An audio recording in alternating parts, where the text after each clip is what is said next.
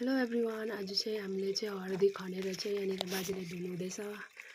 अनि अस्ति दुई डोको चाहिँ खनिसकेर पनि त्यसलाई धुइधाइ पारेर सुकाएर कोरेसो लगाएर पनि फेरि सुकाइसक्यो। तर आज चाहिँ लास्ट एक डोको थियो। अन्त डाङडुङ खन्दाखेरि एक डोको चाहिँ भयो। त्यहाँदेखिको चाहिँ हाम्रो बाजेले धुनु हुँदैछ। तर पुरा हिलोहरू भएर यहाँनिर धुन्छ अप्ठ्यारो भयो अरे। त्यही भएर चाहिँ म पनि बाजेलाई सघाउन आइरहेको छु। अन्त यो चाहिँ लास्ट हो। अब चाहिँ छैन खन्नुपर्ने चाहिँ। खन्ने जति चाहिँ अस्ति खनिसकिसक्यो। आज चाहिँ रलपल खनेको तर पनि एक डोको त भइ पो हाल्यो हो। अन्त यहाँ बाजेले धुनु हुँदैछ मजाले। अब यसलाई पनि धोएर त्यसपछि सुकाएर मजाले सुकाएपछि चाहिँ यसलाई कोरेसो गरेर सुकाएर चाहिँ हामी यसलाई मिलमा पिस्नु लान्छौँ। अन्त हेर्नुहोस् यहाँ बाजेले धुँदैछ मजाले।